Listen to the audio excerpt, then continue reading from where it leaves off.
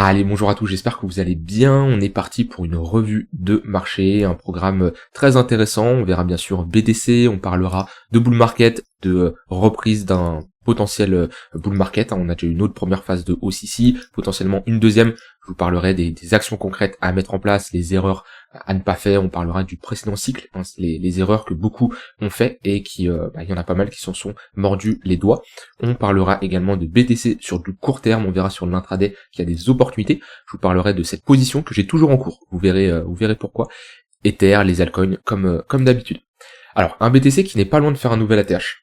Enfin, j'ai envie de dire, on a le droit au bonheur après 8 mois de latéralisation. Alors c'est pas non plus une horreur, on n'est pas passé en bear market, mais c'est vrai pour certains c'était long, surtout pour les investisseurs long terme qui ne tradent pas à côté, hein. Quand on est actif tous les jours comme moi à trader les marchés, bon bah oui, c'est sûr que 8 mois c'est long, mais c'est beaucoup moins long pour une personne qui s'est positionnée et qui ne trade pas et qui potentiellement regarde les charts tous les jours. Donc on n'est pas encore sorti de cette phase de range, on est sur les derniers gros niveaux, j'ai envie de dire, mais en tout cas on n'est pas loin de faire un nouvel attache. Et au vu du marché, au vu du contexte, on a quand même des news cette semaine, demain, jeudi, vendredi, et les élections présidentielles qui arrivent le 5 novembre, qu'il va falloir surveiller. Mais si on n'a pas des annonces dégueulasses, on va dire, pour moi le marché ira faire un nouvel attache. Donc voilà, on est récompensé, ceux qui ont quitté le navire trop rapidement. Malheureusement, j'ai envie de dire, sont punis. Après, c'est toujours les plus patients qui méritent. Et j'espère que vous avez été patients. Maintenant, attention. Vous avez des plus-values latentes. Vous n'avez aucune plus-value clôturée. Vous n'avez pas de profit. Vous avez des plus-values latentes. Méfiance. Tant que c'est pas clôturé, tant que votre argent n'est pas en USDT ou en USDC, en stablecoin, en fiat, peu importe, c'est des plus-values latentes. Donc ça, c'est vraiment attention. Commencez pas à vous projeter en vous disant ah j'ai tel argent, j'ai ça, je peux faire ça. Tant que c'est pas clôturé, ce n'est que des plus-values latentes. Et il y en a beaucoup qui ont fait l'erreur lors du dernier cycle de se dire ah j'ai gagné tant, et ils ont tout ravalé parce qu'ils ont pas pris leur profit. Donc pour moi, on va partir sur un second cycle haussier. Il y a toujours des probas qu'on ait une déviation, réintégration sur le haut de range, ce qui serait vraiment bearish, mais pour moi, les probabilités sont beaucoup plus importantes d'avoir une continuation et d'aller chercher des targets beaucoup plus hauts, 90 000, 100 000, 120 000 $. Mais vous devez absolument, et s'il vous plaît, je dis ça pour vous, hein, c'est vous, mais si je peux vous donner les conseils que j'ai appris, que j'ai fait des erreurs moi aussi, et c'est comme ça que je vous permets de vous donner des conseils actuellement.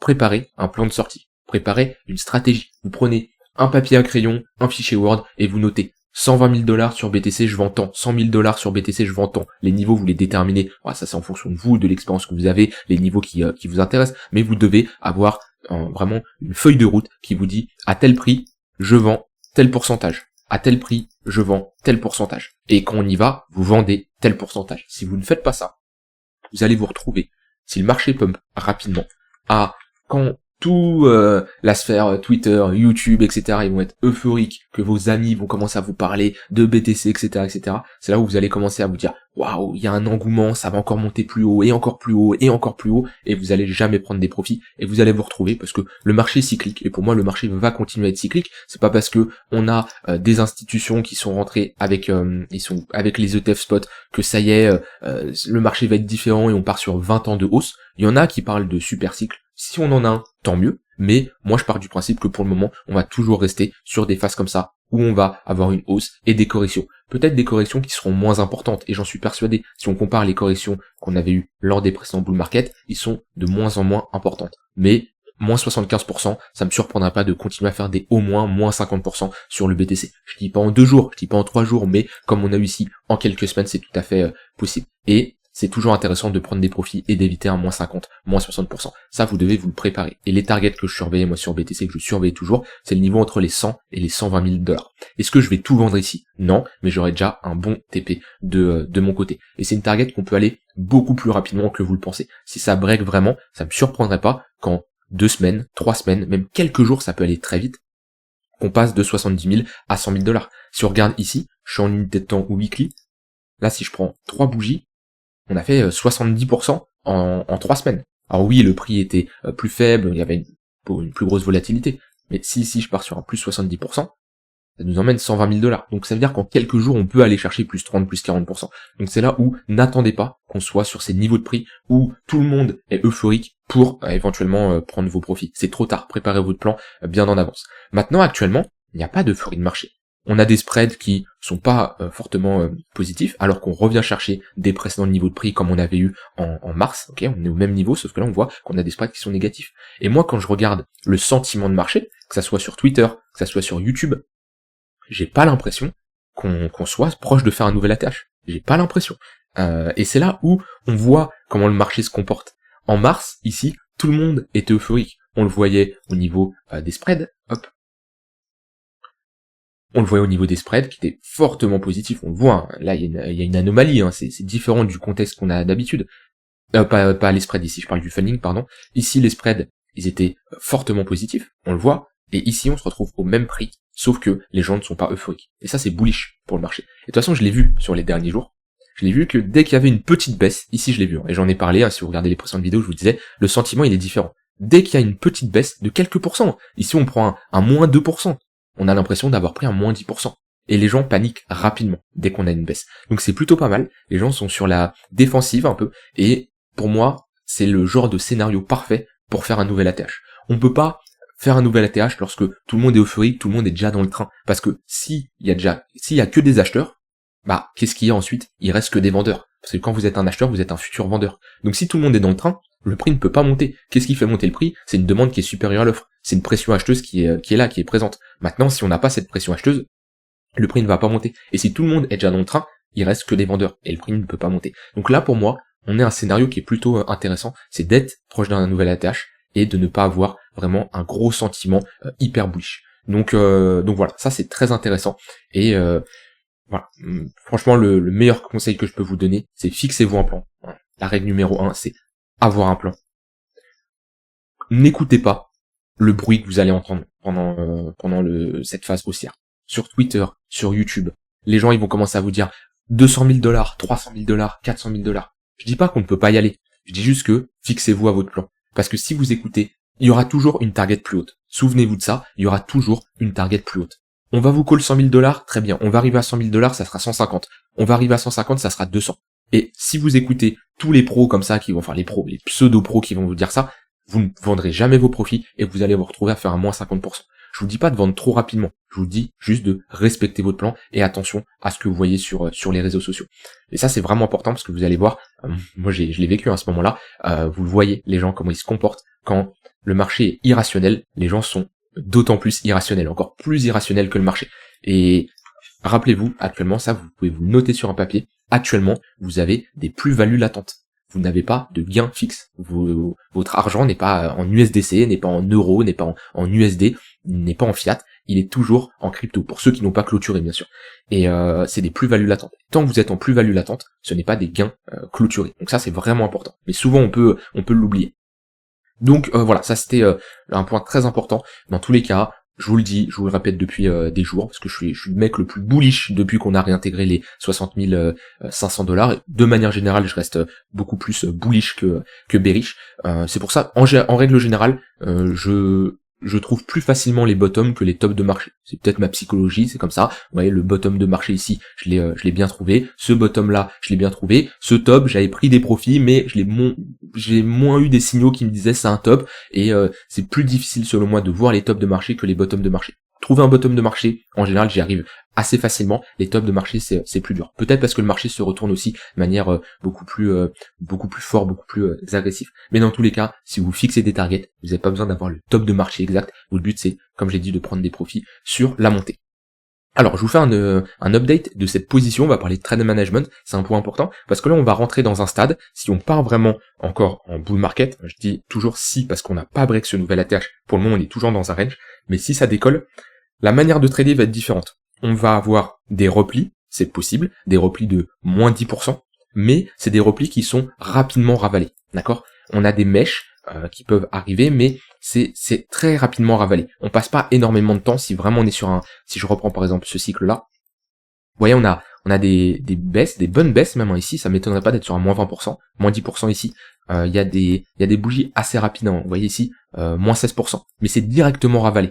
Vous voyez, on a des baisses comme ça, moins 10%, mais c'est très rapidement ravalé. Si je prends la mèche, hop, moins 10%, vous voyez, ici on a un bon, si je prends le point le plus haut de cette mèche jusqu'au plus bas, On est ici à moins 20%. Moins 20%, qu'on se rend compte de maintenant, c'est beaucoup, mais c'est très rapidement ravalé. Donc ça, c'est des opportunités d'achat. D'accord? C'est, comme on dit, buy the dip, buy the dip. Maintenant, il faut toujours avoir des zones d'invalidation, une bonne gestion de risque, mais si on part en bull market et qu'on a une forte hausse, les replis comme ça sont très intéressants à trader. Maintenant, là, ce trade-là, je l'ai toujours en cours, parce que je l'ai un peu géré comme si on était en bull market pour faire vraiment de la continuation de tendance avec un trading stop qui monte sur la durée. Je vous explique pourquoi. Ce trade-là, je vous avais dit, j'avais des stop-loss suiveurs sous les creux, et j'avais un TP définitif à 71 643 $. On aurait pu aller le chercher dans la nuit ici, on le voit sur cette bougie H4 à 1h du matin, on n'a pas été le chercher. Et quand je me suis réveillé, hop, donc pareil, un contrôle des positions vers 8-9 heures ici, je vois qu'on n'était pas loin d'aller chercher mon TP, mais on n'avait pas fortement corrigé. On était dans une phase de consolidation. Et au vu du momentum, au vu des moyennes mobiles, comment ils sont orientés à la hausse, et au vu du flux, au lieu de me dire, ok, je clôture ma position, c'est fini, etc., on est sur résistance, je me suis dit, très bien, je préfère mettre un stop loss suiveur, et le mettre en dessous de cette bougie-là, quitte à, au lieu d'avoir un risk reward de 3,12, avoir ici un risk reward de 2,6, mais si ça continue, ça peut bien partir, et si c'est un trade que je garde peut-être des semaines, des mois, parce qu'on a un bull market et qu'on peut mettre un SL suiveur, et on ravale pas les creux, bah ça peut être très intéressant. Donc actuellement, mon stop loss, il est là. Vous voyez, au final, le fait d'avoir fait ce move, alors, est-ce que c'est une modification de mon plan? Ouais, c'est clairement une modification de mon plan, j'avais pas du tout prévu de fonctionner comme ça, j'avais clairement prévu de clôturer mon TP. Donc, respectez votre plan. C'est mieux que de faire ce genre de cas, parce que j'aurais pu très bien ravaler et clôturer plus bas, mais au moment où je me suis réveillé, j'ai vu comment le marché consolidait, une consolidation très serrée ici, pas loin de mon TP, je me suis dit, ok, au lieu de clôturer, je mets un stop loss juste en dessous de ce niveau-là, quitte à perdre un peu de mes profits. Si ça part, bah je peux clairement optimiser. Et actuellement, vous voyez, au lieu d'avoir un 3,12, on est sur un 3,8. Et j'ai mon stop loss qui est à ce niveau-là, donc c'est-à-dire si on revient, j'ai clôturé ma position comme je devais la clôturer. Et si ça part, si ça continue, eh ben j'aurai un stop loss suiveur. Donc voilà comment je gère ce trade.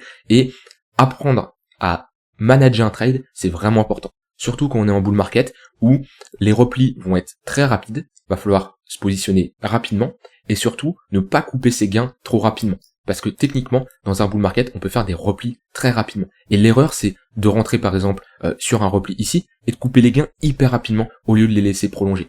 Et là, c'est important de mettre un stop loss suiveur. Après, ça c'est du trade management, c'est avec l'expérience, etc. Le plus important, c'est de respecter son plan. Comme je dis ici, je l'ai pas spécialement respecté sur ma prise de profit, mais il y a eu les conditions de marché qui m'ont dit c'est beaucoup plus intéressant au vu de la dynamique et au vu de ma conviction aussi.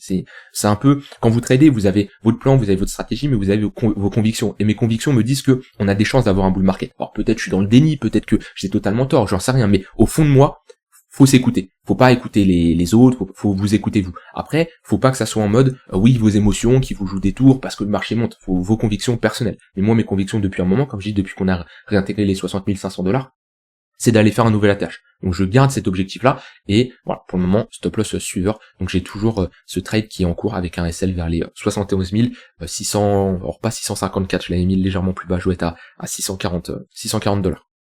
En tout cas, le BTC, c'est très bullish ce qu'il nous fait. D'un point de vue continuation de tendance, pareil, vous mettez des moyennes mobiles, et les replis sont des opportunités d'achat. Et on voit que là, le tunnel 5 minutes, c'est une très bonne zone pour chercher des achats. Et là, on replie même pas dans le tunnel 15 minutes. Ça nous montre quand même qu'on a un fort momentum. Et on y va, et on pull back juste dans le tunnel 5 minutes. Que ça soit le BTC, Ether, il a bien rattrapé son retard, il est bien parti à la hausse, on a cross les moyennes mobiles, on a un fort momentum, les replis pareil, tunnel 5 minutes, c'est une bonne opportunité d'achat. Et voilà, pour le moment, qu'est-ce que j'ai envie de vous dire, à part qu'on est haussier, qu'on est bullish, ne shortez pas, s'il vous plaît, je vous en supplie, ne shortez pas ce genre de marché. À moins que vous avez vraiment un signal sur l'extrémité haute, et de vous dire, ok, bon bah, là, je tente le short pour viser l'extrémité basse, vous visez un gros risk reward, mais attendez d'avoir, si vous voulez faire ça, il y en a, leur but c'est de se positionner comme ça, sur des, en contre-tendance, sur des reversals, ce que je fais, par exemple, sur l'intraday, mais, sur du long terme, beaucoup moins. Si vous voulez faire ça, attendez d'avoir un signal vendeur. Pour le moment, on l'a absolument pas. Donc, ne shortez pas ça. Là, si vous n'avez toujours pas préparé votre plan, préparez votre plan pour la suite avec vos targets, avec des targets qui sont réalistes, que ça soit sur BTC et les altcoins. faites-le. Si vous ne le faites pas, vous allez voir, vous allez vous en mordre les doigts. Notez-le sur un bout de papier, mettez vos ordres, mettez vos alertes, ça c'est vraiment important. Faites ce travail-là, ça vous évitera de FOMO et de pas prendre vos profits quand ça sera le moment venu. Et sur du court terme, faites de la continuation de tendance. On a break cette grosse résistance. Pour moi ici, il n'y a plus de résistance. C'est l'ATH, mais l'ATH c'est assez léger. On est passé au-dessus de la plus grosse résistance. Et ensuite maintenant, c'est, j'ai envie de dire, comme ils disent, c'est to the moon, quoi. Il y a plus de résistance, ça va être des extensions de Fibonacci, et il faudra surveiller les pullbacks. Donc pullback sur les moyennes mobiles court terme, opportunité d'achat, et les baisses de moins 10, moins 15, moins 20% quand on est en bull market, c'est intéressant. Si admettons on fait ça, je prends un exemple, hein, je prédis pas le futur, mais c'est juste pour vous faire comprendre, on fait quelque chose comme ça, tous les replis, ici on a un repli de combien? Un repli de moins 10%, tout ça c'est des opportunités pour faire de la continuation de tendance. Dans tous les cas, comme je l'ai dit, si on est vraiment bull market, les replis sont rachetés très rapidement. C'est pas on baisse et on consolide pendant 6 mois. Non, on l'a déjà fait. Si on part, tous les replis, moins 5, moins 10, moins 15%, ça va être ravalé les jours qui suivent, quoi. Voilà, on reste humble, on commence pas à FOMO, à rentrer, là c'est pas le moment de longue sur des positions swing, d'accord, parce qu'on a bien pris plus 10% là en quelques jours, plus 9%, on attend des replis pour se positionner. Pour ceux qui veulent se positionner, vous faites de l'intraday et les pullbacks sur les moyennes mobiles court terme sont des opportunités d'achat. Et voilà, surtout, respectez votre plan, respectez votre risque et attention à ce que vous voyez sur les réseaux si on part en bull market. Dans tous les cas, je continue à faire des updates chaque jour, mais je préfère faire un point ici, parce que même si je vois pas du monde encore être très euphorique, après je suis un peu moins sur les réseaux en ce moment à check à droite à gauche ce qui se passe, mais j'ai l'impression de mon ressenti que c'est le cas. Je préfère vous préparer pour que vous évitiez de faire certaines erreurs. Et si vous vous posez une question, comment on prend des profits? J'avais fait une masterclass sur YouTube très intéressante qui était... Hop, vous allez il y a des vidéos très intéressantes, hein. Vous allez ici sur Nico Crypto sur ma chaîne, playlist, et c'était ici Masterclass Trading Investissement Crypto. Et il me semble, j'en suis sûr même, alors, 5 manières de prendre des profits. Voilà, j'avais mis 5 manières, c'est une bonne masterclass, vous avez même une fiche récapitulative à télécharger, et 42 minutes de vidéo très intéressants qui vont vous permettre de prendre vos profits. Tout ça, c'est des masterclass que je fais, et ça peut en aider plus d'un. Donc voilà, vous pouvez aller sur ma chaîne playlist, et vous aurez ce qu'il faut. J'ai terminé avec le BTC, on va parler d'Ether, parce que Ether c'est pas mal. Ether c'est pas mal, il a une bonne réaction acheteuse. Alors il suit BTC, hein. Si je regarde la période BTC, ça reste mou, mais il se fait pas non plus déglinguer comme ces derniers jours. On revient chercher une zone de résistance. Vous voyez que sur Ether, c'est plus compliqué. Pourquoi? Parce que on est rapidement sur résistance. Maintenant, en weekly ici, si on commence à s'affranchir des 2700, mais moi la grosse zone que j'aimerais bien repasser sur Ether, c'est 3000 $, 2800, 2900, 3000 $, cette zone-là. Pour moi ici, c'est direction au moins l'extrémité haute, les 3900, et ensuite c'est l'ATH. Pour moi, Ether n'est pas mort. Pour moi, Ether rattrapera son retard. Quand ça, je ne peux pas le timer, mais je vois, il y a eu un switch aussi au niveau de la psychologie sur Ether. C'est souvent le meilleur moment pour se positionner, c'est quand les gens n'y croient plus, quand les gens disent que c'est mort, etc., que Ether va se faire surpasser. Pour moi, Ether ne va pas spécialement flip BTC sur le market cap, mais il aura un potentiel d'aller faire un nouvel ATH et d'aller chercher du 7, 8, 10 000 $. Attention, pareil, si on commence à aller chercher des targets trop hautes, qu'on parle pas de 15, 30, 50 000 $, on peut y aller, mais 50 000 $, ça serait quand même une target assez folle, j'y crois moyen, mais aller chercher du 10 000 $, on peut y aller. Mais attention, quand on y sera, et si, je dis pas qu'on va y aller, mais si on y va, ça vous parlera de 20 000. Et après, ça vous parlera encore plus. Donc pareil, préparez votre plan maintenant et mettez des targets qui sont réalistes. Et pareil, hein, sur Ether, continuation de tendance sur du court terme, c'est parfait ici.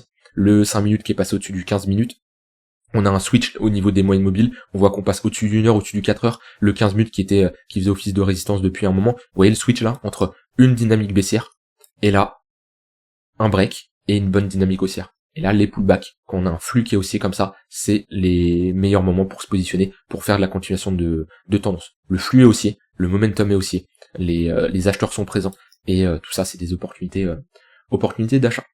Voilà, BTC Ether, d'un point de vue order flow, j'ai rien à dire, on liquide des shorts, ça se voit, on a une hausse sur l'open interest, mais ça tant mieux, il y en a qui vous disent oui, un open interest qui monte, c'est pas très bon, parce que du coup, il y a plus de liquidation.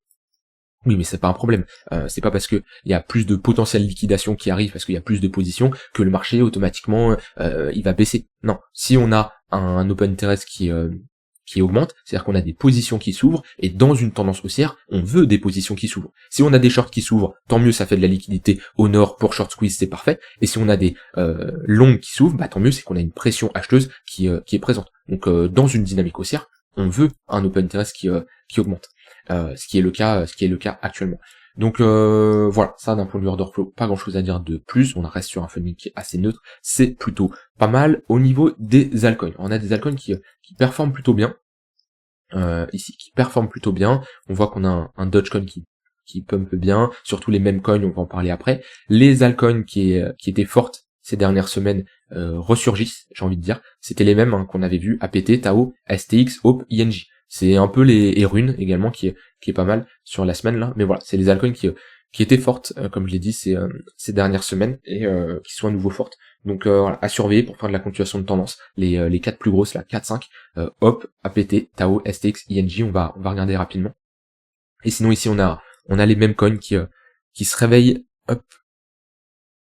Enfin ils étaient pas spécialement endormis, mais voilà, on a un Dogecoin après son pullback qui performe plutôt bien, SHIB également, PEP qui réagit bien sur la ligne de coup de cette pattern de retournement, WIF c'est pareil, donc on a de bonnes réactions acheteuses. Moi Tao, j'avais clôturé ma position, mais il réagit bien sur sa borne basse, il réintègre le tunnel 4 heures, on a un bon momentum, on repasse au-dessus des moyennes mobiles court terme. Donc voilà, c'est pas mal. Si le 15 minutes peut cross le 1 heure à la hausse, le 1 heure également qui cross le 4 heures à la hausse, on le voit bien ici, pareil, le changement au niveau de la psychologie du marché, on était dans une tendance baissière, 15 minutes orientées à la baisse, 1 heure orientée à la baisse, et là on repasse au-dessus du 15 minutes, on repasse au-dessus du 1 heure, voilà. Là on est plutôt dans une zone où on va chercher des achats, on va privilégier des longues pour cette continuation de tendance. APT, on en avait parlé, on n'est pas spécialement dans une bonne zone. Alors oui, APT est fort, mais zone de résistance des 10 $. Moi, j'ai du mal à me positionner sur cette zone-là. Par contre, si on la flippe en support, ça peut être une bonne zone pour chercher des achats. Donc si on break pullback, ça peut être une bonne zone, mais actuellement, ça reste une zone de résistance. J'avais dit INJ, STX et Hope. Hope, j'en avais accumulé, parce que pour moi, c'est une bonne crypto qui a un bon potentiel. Maintenant, on a quand même fort market cap, faut pas s'attendre à du x30 là-dessus, mais pattern de retournement, là, qu'on a validé cette structure en W, je me suis positionné. Donc voilà, à voir dans tous les cas. Déjà, si on revient chercher la TH, on est sur une bonne performance. Donc on est dans des zones intéressantes pour accumuler, selon moi, du Hope ou ce genre d'alcoins qui ont bien performé, qui sont des alcoins fortes, qui n'ont pas spécialement fait d'ATH parce qu'ils n'étaient pas présents en 2017-2021. Des alcoins comme ça qui sont assez récentes. En général, c'est des alcoins qui peuvent surprendre pas mal de personnes. Je pense par exemple à Sei. Sei, c'est pareil. On revient chercher une bonne zone. Suis également. Vous voyez, ça c'est des charts qui sont très intéressantes avec un magnifique rebond ici, plus 16%. Suis, c'est une alcoin à surveiller pour de la continuation de tendance. Vous voyez, c'est très intéressant. Donc prenez comme ça les altcoins qui sont fortes, STX, INJ, APT, Tao, après vous pouvez prendre des altcoins hors le top 20, top 50, prenez Dogecoin également, et cherchez comme ça à faire de la continuation de tendance. On m'a posé d'ailleurs des questions sur cet indicateur, c'est un indicateur spaghetti qu'on appelle, qui permet d'avoir une bonne visualisation et de prendre des décisions beaucoup plus rapidement que regarder chaque chart graphique de chaque altcoin. Donc c'est un indicateur, je vous mettrai en description si vous voulez, je l'avais déjà partagé, il est, attendez, spaghetti, je le vois pas, je pense que je l'ai raté, il est là, c'est lui, script, je vous mettrai le lien en description, c'est celui-là, vous avez juste à l'ajouter. Après ici j'ai plusieurs charts parce que j'ai le compte pro, donc je peux en avoir plusieurs, et j'en ai 2 par chart, mais vous ajoutez ça à votre chart. Ici, vous allez dans la configuration, vous mettez les altcoins que vous voulez sur la time frame. Donc ici, je suis en daily, là, je suis en weekly, là, je suis en monthly. Et voilà, vous mettez les altcoins que vous voulez. Après, le style, bon, ça, c'est la couleur. Moi, je change pas, je regarde surtout, de toute façon, la table de droite. Ici, le développement du prix, ça m'intéresse moins, même si des fois, je peux regarder, mais c'est surtout ici les performances sur ces différents altcoins. Ça vous permet tout simplement d'avoir en quelques secondes là les altcoins qui performent bien, et pour de la prise de décision, pour faire du trading sur de la continuation de tendance, sur les altcoins les plus fortes, etc., c'est très intéressant. Donc voilà, je vous mettrai le lien du script en description. C'est gratuit, c'est pas moi qui l'ai codé, pas du tout. De toute façon, je ne code absolument pas de script, mais ça peut vous permettre d'identifier voilà, comme les altcoins qui sortent du lot. Je vous le mettrai en description si ça vous intéresse. J'ai pas grand chose à ajouter de plus. Demain, attention aux annonces qui arrivent. On a le PIB. On a le PIB. Donc ça va être intéressant à surveiller. Jeudi, on a le PCE. Vendredi, on a le taux de chômage. Donc ça, c'est des annonces qui peuvent faire bouger le marché. Si on a, alors c'est simple, si on a des annonces qui sont bullish, on a un marché qui va vraiment performer, faire un nouvel ATH et bien augmenter. Si on a des annonces qui sont neutres, ça veut dire quoi? Ça veut dire que les résultats qui sortent sont les résultats qui étaient tout simplement attendus. Pour moi, ça reste bullish parce qu'on n'a pas de signe contraire à l'évolution du marché actuel. Par contre, si on a des résultats qui sont pas terribles, on peut s'attendre à un marché qui corrige. Dans tous les cas, on n'a pas spécialement le contrôle là-dessus. Et voilà, j'ai pas grand chose à dire de plus. N'hésitez pas à rejoindre le Discord. Hop. N'hésitez pas à rejoindre le Discord. On a une très bonne communauté. On discute de trading, d'investissement et peut-être on pourra discuter si on n'est pas loin de l'ATH. Enfin, on n'est pas loin de l'ATH. Et si on fait un nouvel ATH, on pourra en parler. Mais voilà, on parle de trading, on parle d'analyse technique. Je vous partage des idées de trade que j'ai pris. Voilà, le trade que j'ai en cours, je l'avais ici partagé au moment du pullback. Voilà, des gens compétents qui partagent leur méthode d'analyse, c'est entièrement gratuit, un groupe qui progresse, je vous mets le lien en description, c'est entièrement gratuit et voilà, il y a une très bonne communauté. Je vous souhaite une bonne fin de journée, je vous dis à demain pour une prochaine vidéo, bye bye.